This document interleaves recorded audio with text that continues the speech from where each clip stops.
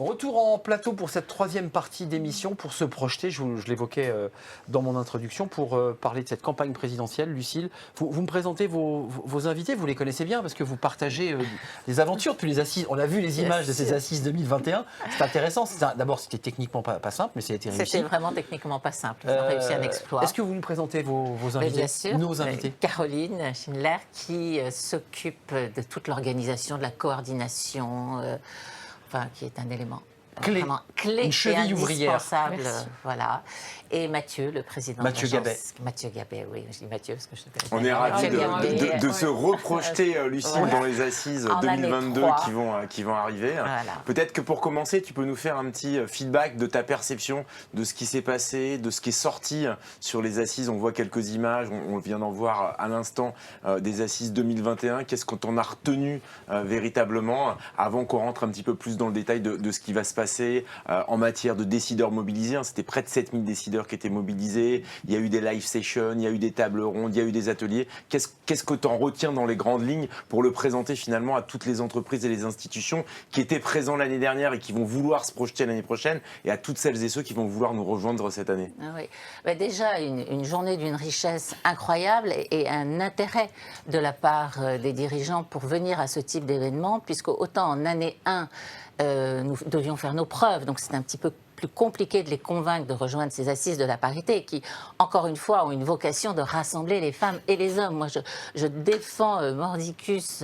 C'est très important. Ah, mais c'est très, très de important. Ne pas être en opposition, mais être mais dans pas le mouvement du tout, commun. Mais pas du tout. Il faut que nous fassions ensemble et les assises incarnent cela. Je crois que ça a été entendu et compris.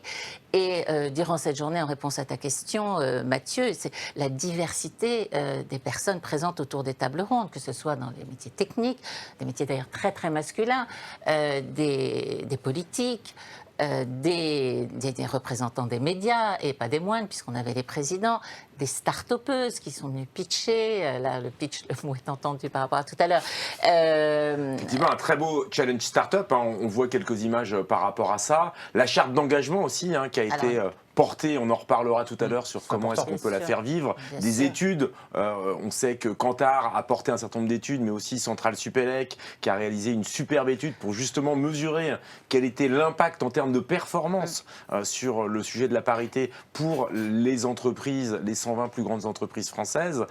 Donc vraiment une très très large action qui a été menée, et encore une fois, plus de 7000 décideurs. C'est important que toutes celles et ceux qui nous suivent aujourd'hui se rendent compte de ce que ça veut dire, et pas seulement dans un écosystème parisiano-parisien, mais au cœur des territoires pour être vraiment en proximité sur le sujet. Caroline. Ce qui était important aussi dans cette journée-là, c'est qu'on est sorti d'un débat en fait. On est arrivé avec des réponses concrètes et opérationnelles, avec des phases de coaching, des ateliers pratiques, pour vraiment sentir qu'il y avait une envie dans le monde économique, mais aussi vraiment des réponses opérationnelles et concrètes pour mettre ce mouvement en marche directement dans les organisations. Donc, et aussi, on l'a exprimé, je le redis, la volonté de la part des membres tout au long de l'année d'aider les COMEX des entreprises partenaires pour justement contribuer à faire en sorte qu'elles appliquent la parité et de ce regard extérieur important. La deuxième chose qui a été importante cette année aussi sur l'édition, c'est d'arriver sur des métiers qui étaient trop féminisés et de laisser une place aux hommes aussi dans ces métiers-là. C'est l'autre aspect de la parité, c'est-à-dire qu'on travaille vraiment sur cette notion d'équilibre. Exactement, et quelquefois à contre-courant. Mais c'est important pour nous de le maintenir et de rester sur cette ligne-là. Le chauffeur routier qu'on évoquait, femme, mais aussi l'homme qui travaille sur des centres. Et en termes de mobilisation dans les entreprises et dans les institutions. Et dans certains secteurs, la petite enfance, les métiers d'accueil, etc., c'est des sujets sur lesquels on a travaillé, on reviendra. Et ce qui a été très important et que l'on a initié cette année, c'était vraiment ce continuum et qui fait vraiment le lien avec la table ronde que l'on a eue entre la jeunesse, le monde de l'enseignement et le monde de l'entreprise pour vraiment accélérer ce mouvement. Un point aussi que je trouve très intéressant, c'est que ça n'a pas été juste un événement, mais c'était un vrai dispositif tout au long de l'année. Et là, on découvre à l'écran, finalement, la façon dont ça va se passer en 2022. Donc 6 janvier 2022, lancement des assises, véritablement avec ce groupe d'entreprises et d'institutions. En avant-première, on vous révèle que les assises de la parité auront normalement lieu le 17 mars 2022, à peu près un mois avant la présidentielle, même si on ne veut surtout pas politiser le débat, on reviendra dessus tout à l'heure, il y aura un certain nombre d'éléments. Et puis derrière, un club des partenaires qui se réunit, qui échange, qui partage, garder du lien finalement à l'intérieur de tout ça, même si évidemment toute la partie clé forte du dispositif va se retrouver, va être portée sur le début de l'année 2022 et on devrait avoir une belle visibilité par rapport à tout ça. Donc d'ici le 6 janvier, n'hésitez pas, revenez vers nous parce qu'on va repartir sur une phase de co-construction. Vous savez que c'est la manière dont on aime faire ces assises et on aime ouvrir aussi auprès des autres réseaux. Donc vraiment, un peu un appel à la mobilisation. Ce qui est intéressant aussi, c'est de fédérer et de rassembler toutes les bonnes pratiques, toutes les initiatives.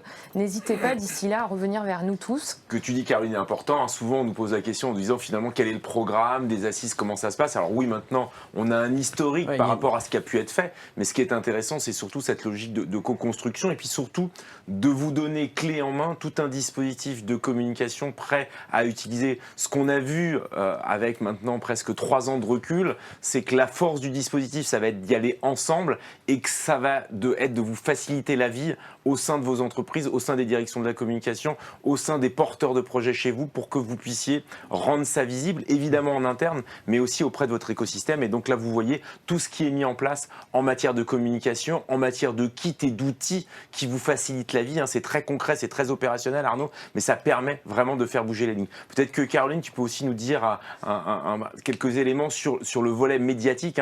On avait la chance d'avoir tous les grands patrons de médias qui étaient présents, mais aussi tout un relais médiatique tout au long de l'année finalement 2021 et évidemment ça sera la même chose l'année prochaine. Voilà, donc on va rester sur la recette qui est gagnante, mais donc on a un dispositif qui part des partenariats installés avec certains groupes et on va repartir là-dessus. Évidemment, un bureau de presse propose assises qui est là pour alimenter l'espace médiatique, leur donner des informations, partager les études et toute la donnée. Faciliter la mise en relation, c'est toujours très important avec les participants et tous les partenaires des assises parce que ce qui fait la richesse aussi de ces assises, c'est d'arriver tout de suite sur la rencontre, du témoignage, des retours d'expérience de terrain.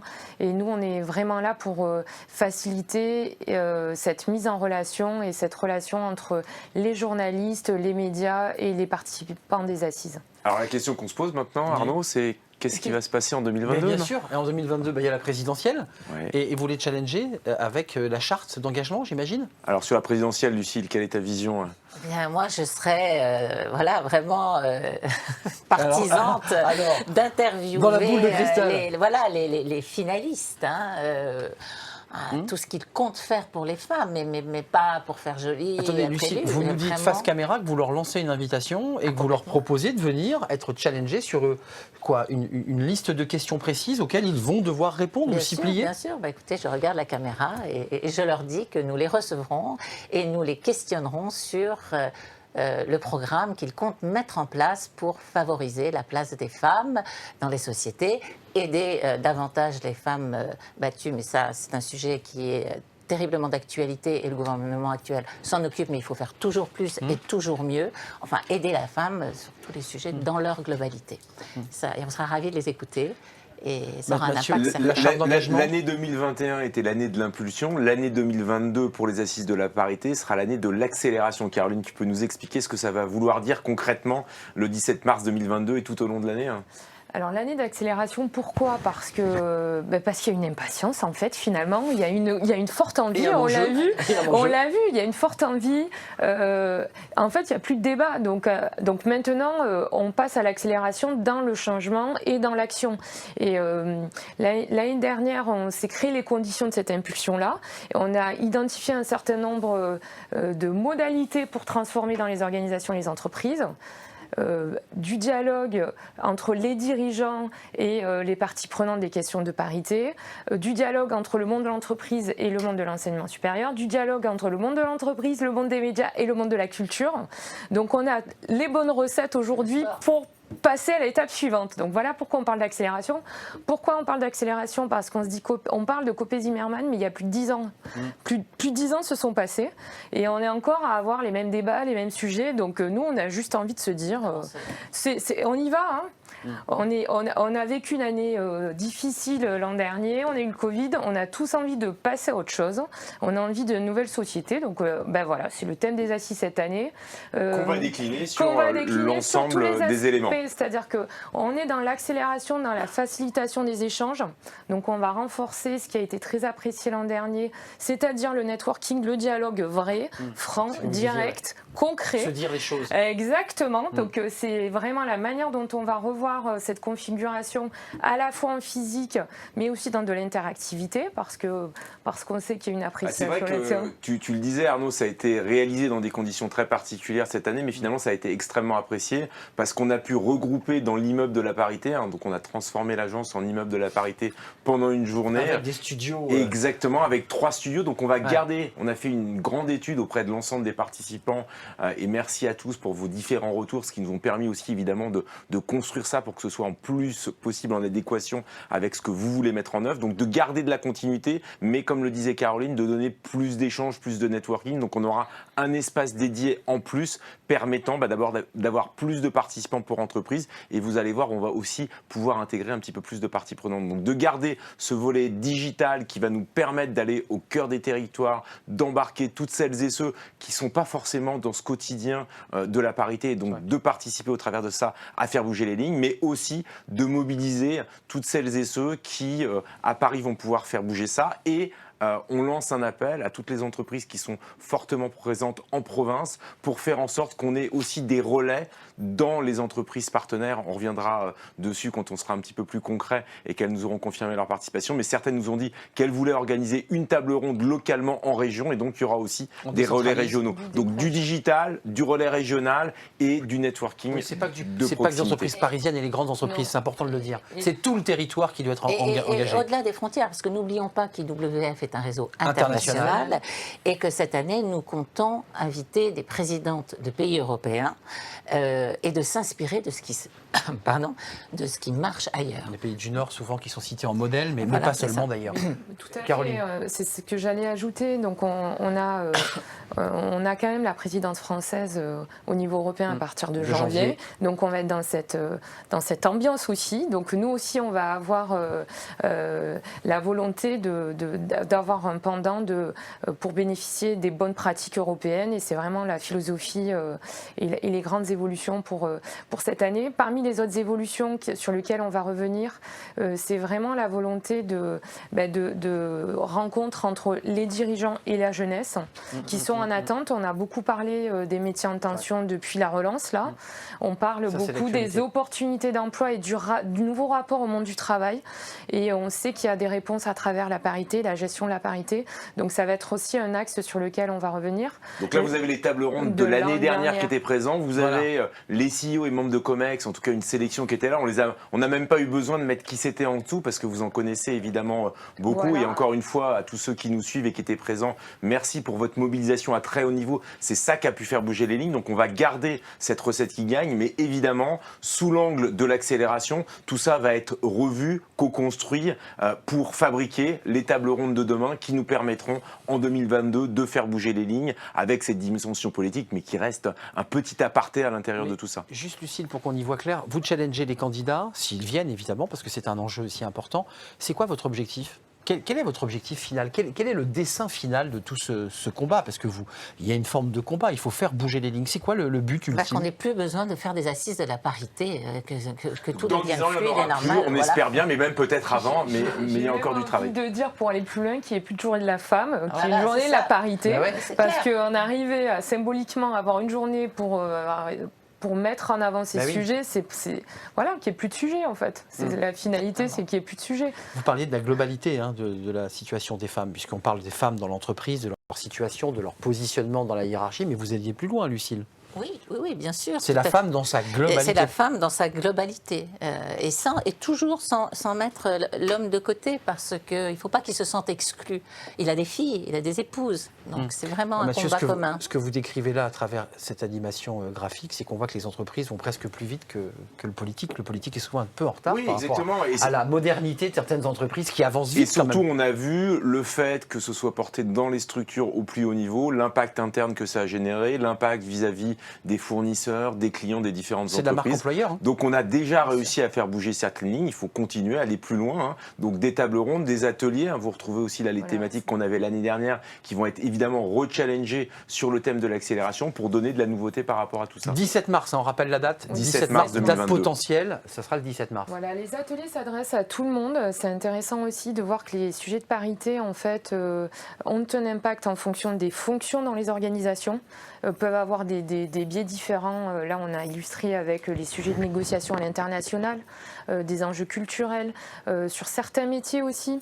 Et donc, on a toute une phase d'ateliers pratiques pour apporter des réponses opérationnelles dans le quotidien en entreprise pour les femmes, en fait, et les hommes, qui peuvent avoir aussi des sujets à traiter dans leur rôle de management. Donc c'est là-dessus qu'on essaie de... Et là, on est vraiment sur du très pratico-pratique, cours, coaching, encore une fois, pour entrer en principe. Voilà, exactement. L'objectif est que l'auditoire ressorte la journée enrichi. Et même convaincu qu'il faut changer rapidement. Je sais pas de revenir, c'est mon tropisme, mais la charte d'engagement, elle est prête ou vous leur reproposez celle que vous aviez faite en 2021, ces fameux candidats à la présidentielle? Qu'est-ce que vous réinventez de plus que ce que vous aviez écrit en 2021? Elle était très bien, cette charte de l'engagement, non? Alors, ce qui est intéressant avec une charte d'engagement, c'est que ça donne une continuité, c'est une sorte de fil rouge du mouvement. Bien sûr. En revanche, pour qu'un mouvement fonctionne, et si on veut accélérer, il faut aussi le suivre et avoir des phases d'objectivation, etc. Et d'objectifs dans un calendrier. Et de suivi dans le cadre d'un écosystème qu'on met en place. C'est là où on va s'appuyer sur la force du réseau IWF. Et c'est là où ce qui est important aussi, que c'est un dialogue entre un réseau et un écosystème autour des assises. Et c'est là où les membres du réseau IWF autour de Lucile vont être partie prenante et participer pour faciliter le déploiement de certains de ces objectifs auprès des entreprises.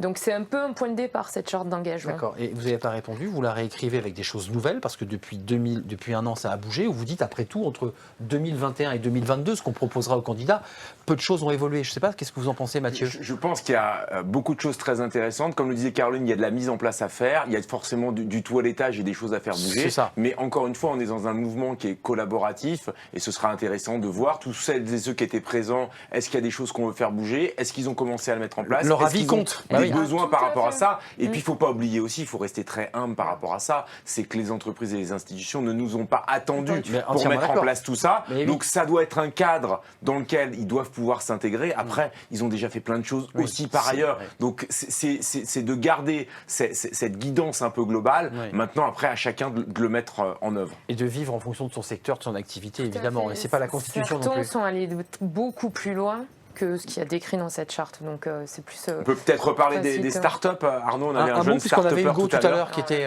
exactement dans la finance, ce qui est intéressant. Donc très beau tremplin qui a été créé l'année dernière. Plus d'une centaine de startups qui ont postulé, 20 finalistes qui sont venus pitcher. Comme on va avoir plus de place et qu'on va pas être dans un dispositif uniquement digital, on aura les startups qui seront présents dans l'immeuble de la parité. On aura les startups qui viendront dialoguer et échanger pendant la journée après leur pitch avec les dirigeants, avec les membres de COMEX pour faire du lien finalement entre cette jeunesse entrepreneuriale, on va parler des jeunes, des grandes écoles et universités et juste les après, entreprises plus mûres, exactement pour générer cet échange, ce réseau, ce dialogue qui est ressorti comme une attente, mais sans vouloir transformer radicalement le dispositif qui a quand même été extrêmement puissant et efficace. Lieu d'échange et de partage, parce que j'entends bien dans ce que vous dites qu'il y a aussi ce travail d'accompagnement et de partage.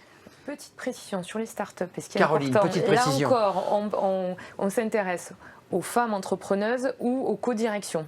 Donc c'est juste pour garder ce fil rouge et cette continuité, c'est important de le rappeler. Et la deuxième chose qui est importante de rappeler l'an dernier, c'est qu'on a eu aussi des candidates qui n'étaient pas du tout parisiennes, et donc on incite vraiment tous les territoires à se mobiliser là-dessus, parce que... Mais c'est pas parisiano-parisien. Non, pas du tout. Non, mais c'est important de le dire. Quand on parle des grandes écoles et des universités, c'est ce qu'on voit là à l'écran, on avait 3 écoles qui étaient fortement mobilisées sur les assises 2021. On espère qu'il y en aura le maximum en 2022. Vous évoquiez Centrale Supélec tout Exactement, l'ESCA et Kedge qui étaient présents et qui intervenaient juste il y a quelques instants. Très clairement, de la même façon, on avait l'année dernière des jeunes qui posaient des questions aux dirigeants par rapport à ces sujets-là. Cette année, ils seront là physiquement présents, ils seront sélectionnés en amont pour pouvoir venir poser leurs questions en live et en direct, et pour pouvoir échanger, un peu comme les start-upers. Donc il y aura une sélection de jeunes qui seront présents dans l'immeuble de la Parité pour participer à faire bouger les lignes. Donc on va enrichir, on va augmenter finalement le dispositif dans cette année d'accélération qui sera le leitmotiv de l'année 2022 sur les assises de la parité. Lucile, l'accélération, c'est un petit peu le mot fil rouge là, de cette troisième partie. Il faut accélérer. Il faut accélérer, oui. Un grand coup d'accélérateur dans une voiture très puissante. Parce que mais écologique, la voiture. Oui, écologique, bien sûr. Mais parce que cette stagnation commence à être lassante. Et non productive. Ce qui est voté, Pierre Gomy, d'ailleurs, chez Kantar, il y a une prise de conscience collective, mais ça ne va pas assez vite. Ça ne va pas assez vite. Pour toutes celles et ceux qui nous rejoignent ou qui voudraient rejoindre le projet, peut-être que Lucile, tu peux nous redonner, nous réexpliquer en quelques mots International Women's Forum, sa vocation, ses missions, et comment et pourquoi est-ce que vous avez voulu créer les assises de la parité? Oui, tout à fait. Alors donc, IWF, c'est un réseau international de femmes influentes qui est né aux États-Unis, à New York. Alors là, je vois que marqué 47, c'est une erreur, c'est dans les années 70. Il y a 35... On pensait que c'était depuis tellement longtemps que les équipes se sont emballées sur le sujet. Il y a un siècle, voilà. Aujourd'hui, il y a une présence dans 35 pays sur les 6 continents qui rassemble 80 chapitres. Et chaque présidente va choisir un thème sur lequel ses membres et elles-mêmes vont s'impliquer. Donc en France, nous avons choisi femmes dans les conseils d'administration et femmes dans les COMEX. Et en plus des événements que l'on peut faire pour nous et des programmes dédiés aux jeunes femmes ou à d'autres causes, ces assises de la parité incarnent toujours ce rassemblement femmes-hommes et une envie vraiment de rayonner, d'exister et d'aider au niveau national et international. Et d'aiguillonner, si je peux me permettre. Et aiguillonner aussi ceux qui décident. Et ceux qui votent les lois, j'imagine, non? Ah bah oui, bien sûr. Bah d'ailleurs, on a eu l'honneur d'être reçus à Bercy il y a un an par Agnès Pannier-Runacher. Auditionnée. Voilà, non, mais elle souhaitait vraiment travailler sur la féminisation du secteur industriel et elle a souhaité avoir le témoignage de certains de nos membres qui sont dans des COMEX de sociétés industrielle et il y a eu un échange très riche. Donc, Mathieu, il nous reste un tout petit peu de temps. Il y avait une cinquantaine d'entreprises et d'institutions qu'on voit à l'écran qui étaient présents l'année dernière. Je pense que la majorité nous ont dit, et on espère que vous serez très nombreux à être de nouveau présents en 2022 parce que, comme le disait Caroline, comme le disait Lucile, on ne peut pas s'arrêter là. Ça doit continuer, on doit continuer à porter le sujet. Comme vous l'avez vu, c'est tout un dispositif de communication extrêmement puissant, en interne, en externe, où on va faire en sorte de vous faciliter la vie pour que ce soit le plus efficient, mais c'est aussi des thématiques, c'est des sujets phares qui vont être portés et il y a de la place pour que vous puissiez nous rejoindre. Donc toutes celles et ceux qui veulent en savoir plus peuvent prendre contact avec Lucile ou avec moi pour faire avancer les choses et pour se donner rendez-vous le 6 janvier pour commencer à préparer les assises 2022. Parce que vous l'aurez bien compris, ce n'est pas une journée le 17 mars, mais tout un travail, un long processus de réflexion, d'échange collaboratif. Venez donc très nombreux, de plus en plus nombreux, pour faire avancer cette question fondamentale dans une période politique essentielle, déterminante, l'élection présidentielle 2022. Vous savez, Lucile, vous aurez le mot de la fin. Ben oui, justement, vous devancez.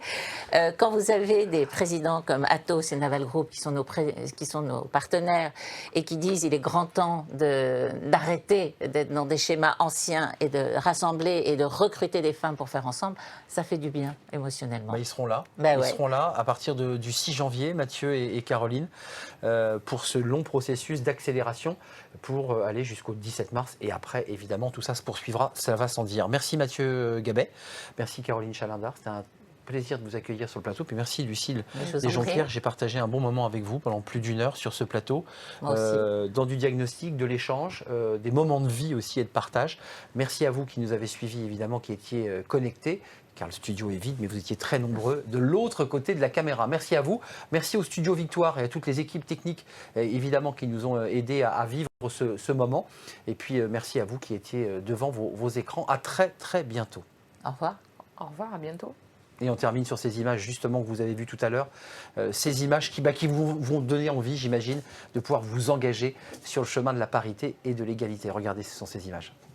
Roulette qui roule, siège qui tourne et retourne, accoudoir pour s'accouder, assise pour s'asseoir. Non, ce fauteuil n'a rien de spécial.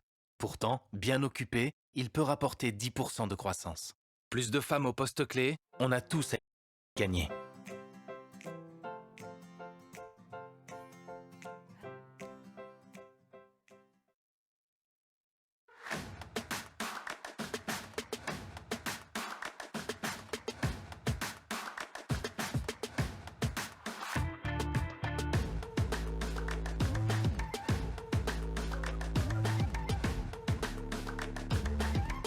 Bonjour à tous, soyez les bienvenus dans le studio Victoire qui nous accueille aujourd'hui.